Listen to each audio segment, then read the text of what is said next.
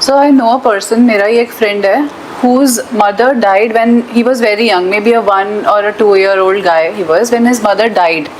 But अभी after 25 years, अभी जो उसकी mom हरकतें करती थी, like a small thing, like she used to do this every time.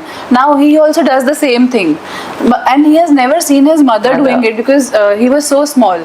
How is that related? I'm so Bhavishya, I told you, 60% of our programming of patterns, it happens when we are in our mother's womb. Every thought, feeling and emotion that our mother is going through, every pattern that we've embodied, even if he's not seen his mother, the pattern is programmed, right, into our cellular memories, and that shows up as our behavior, as our emotions, as our anger, as our fear, as how we behave in physically or emotionally. So it's all very real. We are like a computer, okay? We start getting programmed right from the time of conception. And वो 9 months to massive programming होती है. Let's say if your mother and father had a fight, right? When you were in your mother's womb and your mother was very angry with your father, which is very normal, this situation.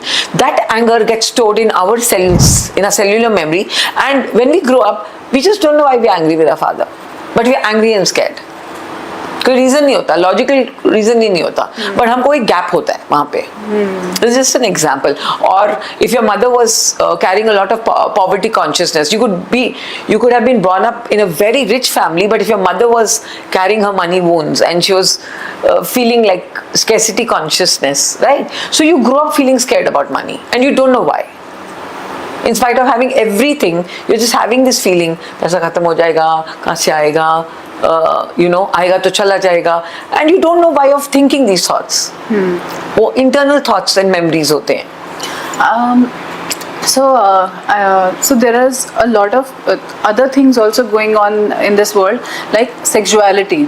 So आपके पास कभी कोई ऐसा client आया है who is, so a girl coming and she is not into men, she likes women. So how do you deal with those people?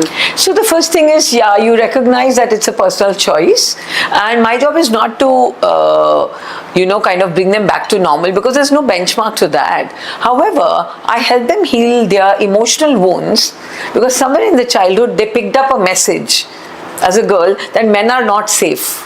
And that could be coming from a father wound or a daddy wound. So I help them heal all of that and then bring them to a state of balance. When you understand human energies, okay, we all have masculine and feminine energy within us.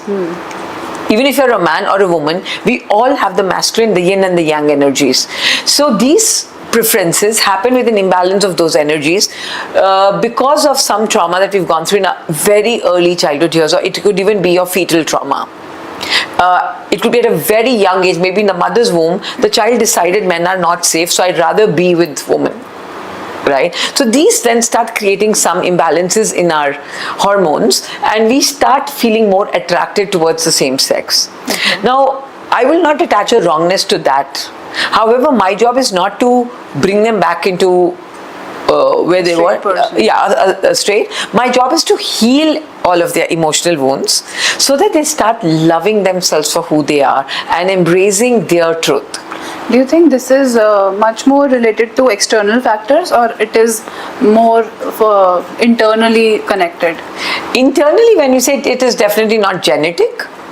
It could be ancestral. It could definitely be, so the study of epigenetics states that it is your environment that shapes your behavior and your destiny, right? Your environment. So it could be an environment coming from your ancestors, maybe somewhere in your ancestral lineage, there was a lot of abuse of that and you're carrying that. It could be from your mother's womb.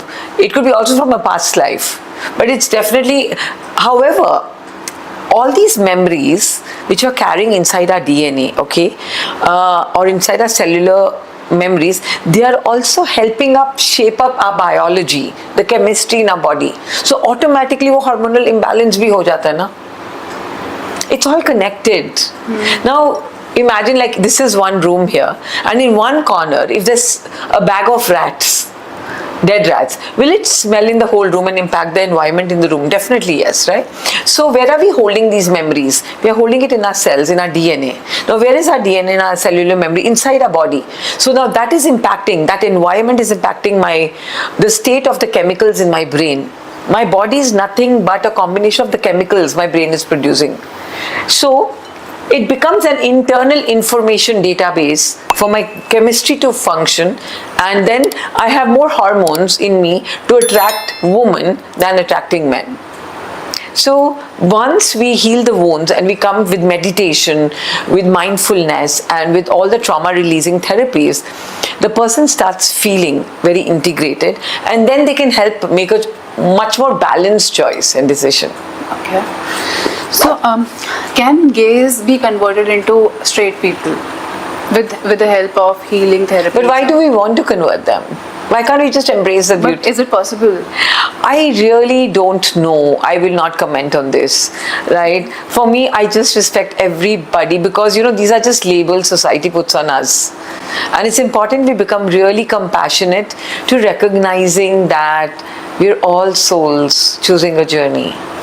And maybe they've just chosen that path and there's no wrongness in it, or there's nothing right.